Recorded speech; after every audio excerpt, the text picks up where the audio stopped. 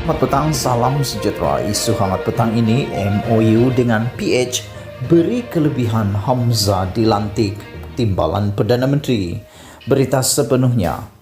Rasanya ramai yang tidak mengetahui bahawa di sebalik temeterainya MOU transformasi dan kestabilan politik antara kerajaan dengan blok pembangkang PH pada petang Isnin lalu, orang penting di balik tabir dalam menentukan kesuksesannya ialah Hamzah Zainuddin.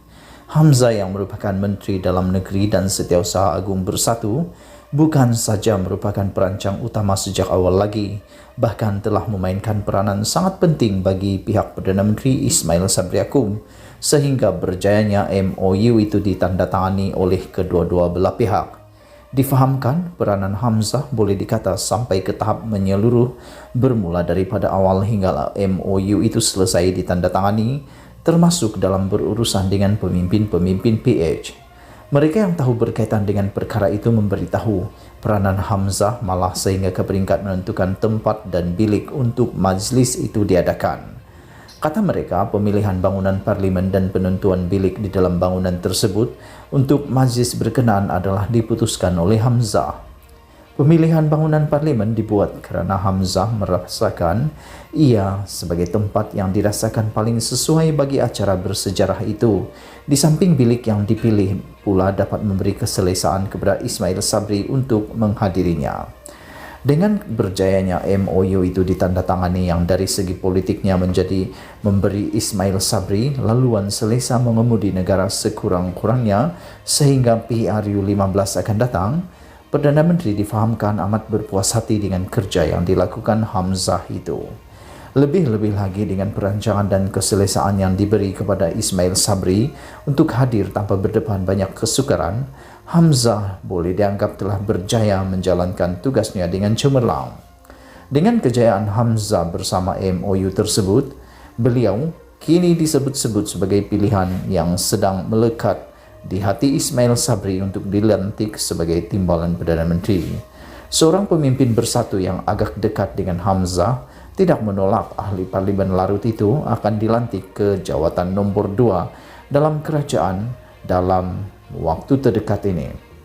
Difahamkan, pelantikan Hamzah akan dibuat sebaik saja sidang parlimen yang sedang berjalan ini berakhir, kata pemimpin bersatu berkenan dengan yakin.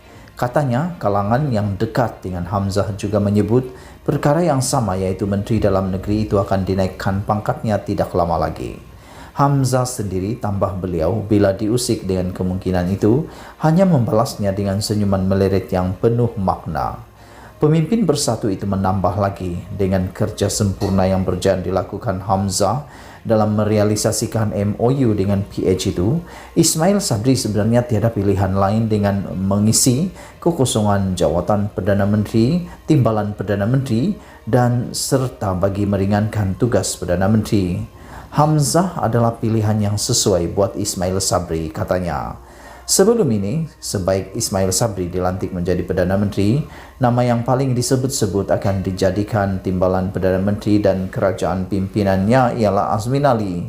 Azmin bukan saja calon pilihan yang dicadangkan oleh Bersatu, malah merupakan keutamaan yang cuba ditonjolkan oleh Mahyadin Mat Yassin sendiri sebagai timbalan Perdana Menteri.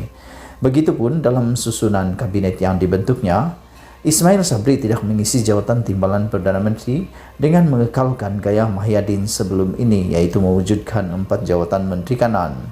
Ismail Sabri dikatakan agak keberatan untuk melantik Azmin sebagai timbalan Perdana Menteri berikutan imejnya yang sudah tercalar di mata umum dan beliau bimbang tidak terpikul dek bebanan tersebut.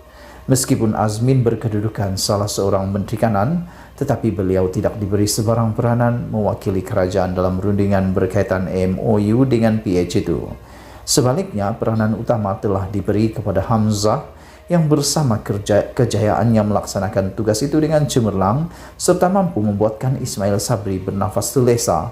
Pelantikannya sebagai timbalan Perdana Menteri dikatakan tidak dapat dielakkan lagi. Lagipun dengan bebanan tugasnya dan pelbagai masalah di sekitarnya, Ismail Sabri tidak mungkin mampu berlama-lama tanpa ada seorang timbalan Perdana Menteri membantunya. Ditulis oleh Sahbuddin Husin. Sekian isu hangat petang ini. Jangan lupa tekan butang subscribe dan kita jumpa lagi. Bye-bye.